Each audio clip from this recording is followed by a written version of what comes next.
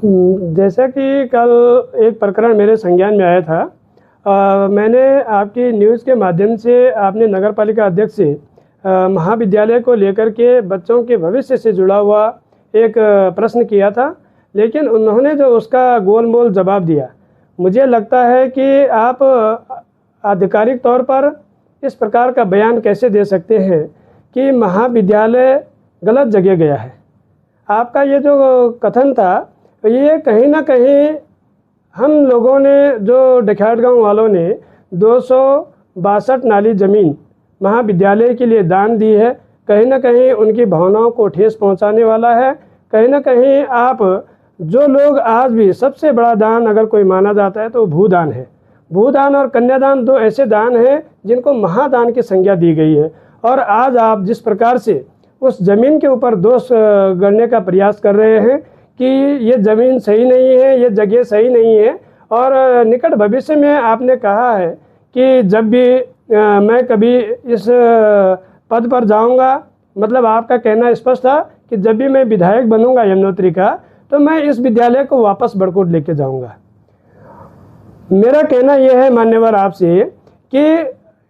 बिना किसी लाव लपेट के, बिना किसी राजनीति के, जो महाविद्यालय वाला प्रश्न आपसे सीधा पूछा गया था, आप सीधा अच्छा होता कि विद्यालय को बस कैसे मुहैया करवाई जाए, बच्चों को कैसे उसमें व्यवस्था दी जाए, इस पर आप कुछ बोलते तो अच्छा होता। दूसरा ये है कि आप महाविद्यालय से कोसों दूर है, क्योंकि आपका क्षेत्र नगर है, तो मुझे लगता है कि शायद संभव नहीं हो पाएगा। लेकिन आपके भाई जो इस समय विधायक हैं, कहीं ना कहीं कई बार आपको इस विषय पर भी पूछा गया था, और रितिका जी ने भी आपसे कई बार इस प्रश्न पर घेरने का प्रयास किया है, लेकिन कहीं ना कहीं आप इसी प्रकार की भाषाओं से, जैसे आपने कल अपना वक्तव्य दिया, आपने प्रश्न से भागने का प्रयास किया। 3 किलोमीटर की सड़क 2013 में जब मुख्यमंत्री माननीय हरीश रावत जी थे, उनके उद्बोधन में ये जो डांडा गाँव छानी से महाविद्यालय तक 3 किलोमीटर का सड़क मार्ग था, इसके लिए उस समय घोषणा हुई थी। 2016 में इसको इम्प्लीमेंट किया गया था, जिसका प्रतिकर आज काश्तकारों को मिला हुआ है। तो आप अच्छा होता कि इस सड़क पर प्रयास करते माननीय विधायक जी, क्योंकि वो आपके भाई हैं और आप उनसे पूछ सकते हैं। दूसरा, आपने प्रश्न किया था कि अच्छा होगा कि जो लोग हमारे हितैषी हैं वो हमें डायरेक्ट आकर के हमारी कमियां बताएं। बाद में अगर वो हमारे ऊपर कुछ भी अनर्गल बातें करते हैं या बिना बात का जो है बतंगड़ बनाते हैं, तो वो हमें अच्छा नहीं लगेगा। अच्छा होगा कि हमें अभी से ही प्रश्न आने स्टार्ट हों कि आपके विषय क्या हैं। तो मान्यवर, मैं आपको कह देना चाहता हूं कि महाविद्यालय के लिए आपने 4 साल तो काट दिए विधायक रहते हुए। ये विधायक जी से प्रश्न है, और आपके माध्यम से रखना चाहता हूं, क्योंकि मीडिया लोकतंत्र का चौथा स्तंभ है और सत्यता को दिखाना ही मीडिया का काम होता है। तो मैं आपके माध्यम से एक बार आधिकारिक तौर से और ग्रामवासियों की ओर से ये कहने का प्रयास कर रहा हूँ कि जो हमारी ये सड़क है, आपने कई जगह कहा है कि मैंने उपराड़ी में अपनी मर्जी से सड़क काट दी है, आज मैं नगर पालिका में इतने करोड़ के काम कर रहा हूँ। मुझे लगता है कि मैं राजनीति पे न जा करके, मैं सीधा आपको कहना चाहता हूँ, पूरा लाव लश्कर आपके पास है, मशीनें आपके पास हैं, ट्रक आपके पास हैं, आप आइए और 3 किलोमीटर सड़क काट दीजिए। रही बात पुल की, तो जो विधायक जी का कार्य है, वो 4 साल तक जब भी वो विधानसभा के अंदर गए, उन्होंने कभी भी इतनी बड़ी बातों को, जो हमारी अच्छी मांगे थी, जो जनता से जुड़े हुए हमारे मांग थी, उनको कभी भी विधानसभा में उठाने का प्रयास नहीं किया। काश मान्यवर आप वहाँ पर जो विधानसभा के अंदर उठाए जाने वाले प्रश्न थे, इतना जेन्युइन मांग जो महाविद्यालय से जुड़ा हो, आखिर कौन ऐसा मुख्यमंत्री होगा, कौन ऐसा मंत्री होगा जो इस विषय पर ध्यान नहीं देगा।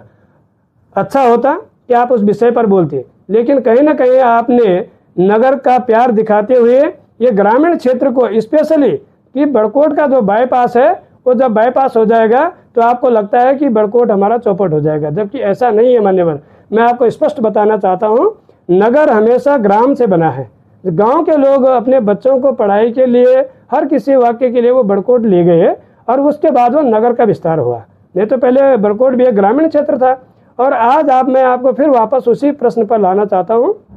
कि आपने कहा महाविद्यालय की जगह गलत जगह गया है, ये विद्यालय वापस आना चाहिए था। और आपके कथनानुसार जो डाइट की ज़मीन है वहाँ पर महाविद्यालय होना चाहिए था। मैं आपको बता देना चाहता हूँ, डाइट में भी बहुत ही गरीब बच्चे जो पढ़ लिख करके अपनी डिग्रियाँ हासिल करके कर्ज ले करके तब वो बड़ी मुश्किल से अपना जो है डिप्लोमा पास करके वहाँ पर विद्यालय में जाते हैं अध्ययनरत के लिए, तो वो भी इतनी दूर फिर वो भी तो मना कर देंगे। दूसरा मेरा विषय ये है कि अभी आप फिर बता देंगे कि जो पॉलिटेक्निक कॉलेज पौंटी में गया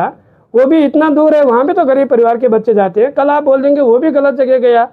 मैं ये कहना चाहता हूँ, आपकी जिम्मेदारी है, विधायक जी की जिम्मेदारी है, जहाँ पर विद्यालय बना है उसके लिए सभी व्यवस्थाओं को दुरुस्त करना, हर कमी को दूर करना, ये विधायक जी का दायित्व भी है और उनका ये कार्यक्षेत्र भी है। तो मैं समझता हूँ कि आपको इसके ऊपर फोकस करना चाहिए, ना कि वो जो जगह है उसको आप गलत बता रहे हैं। दूसरा ये है, मैं अगर कहीं पर भवन बनाता हूँ तो वहाँ पर जो भी व्यवस्थाएं नहीं होती हैं उन व्यवस्थाओं को पूरा करना मेरा दायित्व होता है, तब मैं अपने घर को वहाँ पर बनाऊँगा। अगर वहाँ पर विद्यालय बना है तो क्या गलत है? आपने कभी विधायक से, विधायक निधि के माध्यम से या आपने किसी भी योजना से या राज्य वित्त से या राज्य योजना से आपने विद्यालय के लिए किसी विद्यालय के भवन का निर्माण हो, बाउंड्री वाल का हो, या वहाँ पर जो खेल मैदान होना चाहिए था, क्योंकि इतनी बड़ी संख्या में हमने ज़मीन दी है तो आप उसके ऊपर कुछ तो कार्य करते। हाँ, आपने ज़रूर कहा है और हम उसका सम्मान भी करते हैं। आपने कहा मैं कुछ भी नहीं था तो मैंने विद्यालय का रंग रोगन का कार्य किया है। जो कार्य किया है हम उसके लिए मना नहीं कर रहे, लेकिन जो होना चाहिए था आपने किया, आपके भाई ने क्या किया? जिनके स्तर पर वो सारा काम हो सकता था आज वो मौन बने हुए हैं। मैं अगर दूसरी बात पर जाऊंगा तो आपको लगेगा ये पॉलिटिकल एजेंडा है। मैं पॉलिटिकल पर न जाते हुए वापस अपने विद्यालय पर आकर के केंद्रित आपका ध्यान करना चाहता हूँ कि मान्यवर, अभी 1 साल का समय बचा हुआ है और जो आपने प्रश्न किया था कि महाविद्यालय के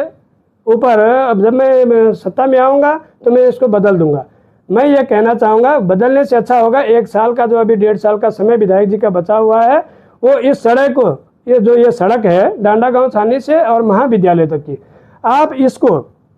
तत्काल अपने जो भी आपके यंत्र हैं, मशीनें हैं, जो भी उपकरण आपके पास में नहीं है तो आप उसको मुहैया करवाइए और हमको प्रतिकर मिला हुआ है, जिनको नहीं मिला हुआ उसको दिलाने का प्रयास करें और इस सड़क को कटवा दें।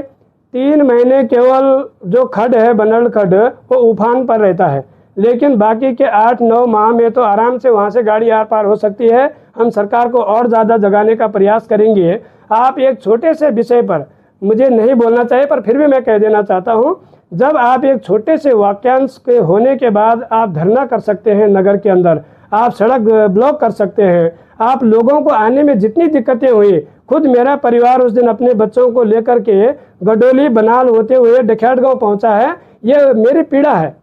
ये उन लोगों की पीड़ा है, अकेला मैं नहीं हूँ। कितने ऐसे पीड़ित लोग थे जिनको उस समय जो है नदी को फांद करके या उनको जो है उपराड़ी होते हुए जो है नगर को पार करना पड़ा। तो इतना सारा, इतना अच्छा आपको मैटर मिला है, आप इसके लिए धरना प्रदर्शन करते, पूरा समाज, पूरी जनता, पूरा यमुनोत्री विधानसभा आपके साथ होता और ऐसे न मालूम कितने और प्रकरण होंगे जिनके लिए आप धरना भी कर सकते हैं और वो आपको शोभा भी देगा, क्योंकि आप एक विधायक हैं, आप कोई एक चपरासी नहीं है या आप कोई ग्राम पंचायत में प्रधान के साथ कोई मेंबर नहीं है, आप विधायक हैं माननीय यमुनोत्री के, और ये आपका राइट्स भी बनता है कि जनता से जुड़ा हुआ, और ये तो खास तौर पर उन गरीब लोगों से जुड़ा हुआ विद्यालय है जहाँ पर पूरा बनाल, ठकराल, मुंगर संती और बड़कोट से भी लोग आकर के आराम से महाविद्यालय में पढ़ सकते हैं। आज अच्छा है कि हमारे जो बच्चे हैं वो बड़कोट में कमरा लेकर के पढ़ते थे जब महाविद्यालय बड़कोट हुआ करता था, लेकिन आज कितना अच्छा है कि सड़कों का अगर आप जाल बिछा देते, अभी झुमराड़ा मार्ग बन गया है कोलगांव होते हुए, गडोली वाला मार्ग हमारा डांडागांव से अगर महाविद्यालय को जुड़ जाता तो हमारे जो ग्राम सभा से जो बहुत ही गरीब बच्चे हैं जो देहरादून नहीं जा सकते, उत्तरकाशी नहीं जा सकते हैं, उन बच्चों के लिए सुबह की बस भी लगी हुई है, शाम की बस भी लगी हुई है, और जहाँ पे नहीं है वहाँ के लिए आप व्यवस्था करा सकते हैं। कोई आपके नाम पर रजिस्टर्ड नहीं हो जाएगी बस, जब तक आप विधायक रहेंगे तब तक वो बस आपके नाम से चलती रहेगी। फिर आप अगर दोबारा विधायक बनते हैं तो आप उसको दोबारा संचालित करेंगे, नहीं तो वो बस खड़ी रहेगी। जो विधायक बनेगा उसकी जिम्मेदारी बनती है और जनता उनसे पूछेगी भी कि पूर्व में विधायक ने जब ये बस संचालित की थी तो आज ये खड़ी क्यों है। ये उनके लिए भी एक प्रश्न चिन्ह है जो दोबारा विधानसभा के लिए अपना एजेंडा सेट कर रहे हैं और जो दोबारा विधानसभा का चुनाव लड़ना चाह रहे हैं। एनीवे हो कोई भी, मेरा किसी से ये नहीं है कि वो कोई भी बने, वो जो भी व्यक्ति बनेगा, लेकिन कम से कम आप अपना एक बड़ा दिल दिखा करके 5 करोड़ रुपए का आपका जो वित्त आता है और 50 करोड़ रुपए की जो आपका वो जिला योजना का जो पैसा आता है, तो मात्र जैसे कल अध्यक्ष जी भी कह रहे थे कि 50 लाख रुपए की बस आती है, तो बच्चों से जुड़ा हुआ ये प्रश्न था, क्या उसके लिए 50 लाख रुपए इतने भारी पड़ गए कि बच्चे उसमें जो है नगण्य हो गए? तो ये विषय है, ये प्रश्न है, और ऐसे जनता पूछ भी रही है। आम वो प्रश्न है जिनको आम पब्लिक जानना चाहती है, लेकिन आप हमेशा अनर्गल बातें करके भावनाओं को जो है दूसरी तरफ मोड़ करके विद्यालय को भड़कोट पहुंचाने का जो आप वक्तव्य देते हैं, ये कहीं ना कहीं निंदनीय है और हम इसकी भर्त्सना करते हैं। ऐसा नहीं है कि खाता ना बही और जो कुतरू बोले वही सही, ये ऐसा नहीं हो सकता है। ये जो सार्वभौमिक चीज़ें हैं, जनता से जुड़े हुए जो आपके मैटर हैं, वो आपको रखने चाहिए। ऐसे विषय जनता से जुड़े होते हैं, हर गरीब परिवार से जुड़े होते हैं। और मान्यवर, मैं आपको एक बार दोबारा ये स्पेशली वापस आपका ध्यान केंद्रित महाविद्यालय की ओर करना चाहूँगा, क्योंकि हम भी कई बार जब बड़कोट से नगर की ओर, नगर से बड़कोट की ओर जाते हैं, तो हमें भी कई बच्चे रास्तों में मिलते हैं, तो हम उनको अपनी गाड़ी में बिठा करके महाविद्यालय तक लाते हैं। लेकिन अगर आपकी एक बस चल जाती है तो वो रेंडमली हमेशा बड़कोट से चलेगी और महाविद्यालय में रुकेगी। महाविद्यालय में फिर छोड़ने अगर बसें नहीं होती हैं तो वो फिर जो है राजगढ़ी गडोली से होते हुए बड़कोट वापस स्टे कर देगी। सुबह फिर बच्चों को वहाँ से लेके तो कुछ तो सहायता मिलेगी। एक छात्रावास की जो मैं बात करना चाहूँगा कि यहाँ पर एक लड़कियों के लिए छात्रावास बना है जो गर्ल्स हॉस्टल के नाम से है। अच्छा होता आप एक बॉयज़ हॉस्टल खोल देते, ताकि हमारे जो गरीब लड़कियां हैं उनके लिए जो हॉस्टल बना है, तो हमारे गरीब बालकों के लिए भी वहाँ पर एक हॉस्टल की व्यवस्था होती है। उस पर नाम आप ही का होता मान्यवर, जो काम आप करेंगे वो आप ही का माना जाएगा। दूसरे के काम पर बोर्ड चिपका देने से अपने लिए श्रेय बटोरने से अच्छा है कि ऐसे श्रेय ना बटोरें, क्योंकि ये आपके लिए भी घातक है और जनता सब जानती है, ये पब्लिक है, ये सब जानती है। तो मुझे लगता है कि विद्यालय को बड़कोट पहुँचाने से अच्छा है कि आप उसकी व्यवस्थाओं के ऊपर ध्यान दें। अच्छा होता कि एक बार पुनः मैं एक वाक्यांश भूल रहा था, बड़कोट में आपने जो धरना प्रदर्शन किया वो एक अलग विषय है। हो सकता था आप उस लड़के को बुला करके, थाना अध्यक्ष को बुला करके अपने आवास पर, क्योंकि आप एक विधायक हैं, आपका ये बिल्कुल भी शोभा नहीं देता कि आप सड़क पर आकर के बैठ जाओ। आप तो एक विधायक हैं, आप लाते और अपने ऑफिस में उनको समझाते ना इस विषय पर, और उनके बीच में एक सामंजस्य बनाते। उलझाने से तो अच्छा एक छोटे से मैटर को आपने पब्लिक को जितना आपने उसमें परेशान करने का प्रयास किया है, तो कहीं ना कहीं ये आपकी वो कार्यशैली है जिसको आप सरलता से नहीं करना चाहते, आप उसको कठिन रास्ते में लेके जाना चाहते हैं। दूसरा विषय मेरा इसके ऊपर ये था कि अभी महाविद्यालय के प्रति कई लोग मेरे को, जब मैंने कल जो रितिका जी ने जो पोस्ट की थी, जब मैंने उसको आधा कट करके डाला, मैं उन लोगों को भी बता देना चाहता हूँ, मैं राजनीतिक व्यक्ति नहीं हूँ, बीजेपी की विचारधारा को जरूर रखता हूं, लेकिन मैं बीजेपी में भी अगर कोई व्यक्ति गलत कर रहा है, जैसे अभी मालाराम लक्ष्मी शाह के लिए मैंने एक पोस्ट डाली थी, गुमशुदा की तलाश मैंने डाली थी और अच्छी वायरल हुई थी। ना मुझे ब्लॉग बनाना है और ना ही मुझे अपना कोई चैनल चलाना है, लेकिन जो बात सही होती है उसको मैं डंके की चोट पर रखता हूँ कि इतनी बड़ी आपदा आने के बाद भी देखो, एक विधायक या एक सांसद जो भी एक प्रतिनिधि बनता है, उसका सबसे पहला दायित्व होता है कि वो हमारी गरीब जनता और जिस जनता ने उसको जिता करके भेजा है उसके प्रति कार्य करे। कई बार आपने देखा होगा, जरूरी नहीं है कि प्राकृतिक आपदा कई प्रकार की हो सकती है। कई बार हमारे लोग जो देहरादून की ओर जाते हैं या ग्रामीण क्षेत्रों में सड़कों की हालत बहुत ही खस्ता है और वहाँ पर गाड़ी एक्सीडेंट हो जाती है, कितने लोग उसमें अपनी जान गंवा देते हैं। उन परिवारों से पूछिए जहाँ पर आप सिर्फ जो है संवेदना व्यक्त करने जाते हैं और उनको ये सांत्वना देते हैं कि अब ये तो होनी थी, तो हो सकता, होने को कोई नहीं टाल सकता। आपका जो प्रथम दायित्व बनता है उस परिवार के प्रति हमेशा खड़े रहने का, और दूसरा उस परिवार को आर्थिक सहायता की जरूरत है मान्यवर, न कि सांत्वना की। सांत्वना देने के लिए तो गांव वाले हैं बेचारे, जो गरीब लोग हैं वो बराबर जाते रहते हैं, आप तो एक ही बार जाते हैं। लेकिन इसमें ये मेरा अलग से प्रश्न है, मैं राजनीति पर नहीं जा करके आपको इसको राजनीतिक प्रश्न ना समझे। ये मेरा वो पीड़ा है क्योंकि मैंने कई लोगों को देखा है, सड़क पर जान गंवाने वालों को कम से कम 1 लाख से 5 लाख रुपए की सहायता राशि उस विधायक की होनी चाहिए जो उस समय पद पर रहता है। ये मेरा सीधा सीधा एक सवाल है और इसको कोई आरोप ना समझे, ये मेरा सवाल है, ये जनता का सवाल है, मेरे से भी ज़्यादा ये जनता का सवाल है। और मुझे ये चीज़ महसूस हुई क्योंकि अभी स्यालब में जो लोग देवता के साथ गए थे या इससे पहले भी तमाम चीज़ें होती रही हैं, मैं ये समझता हूँ कि सड़क की गलती रही हो या ड्राइवर की गलती रही हो, उस परिवार को अब एक आर्थिक स्थिति की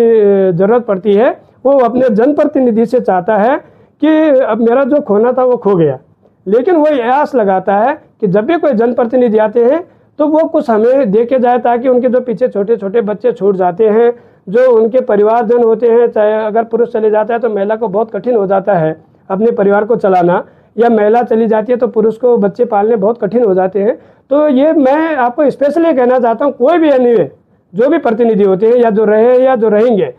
वो परिवार आपसे ये अपेक्षा नहीं करता है कि आप हमें सांत्वना देने आए।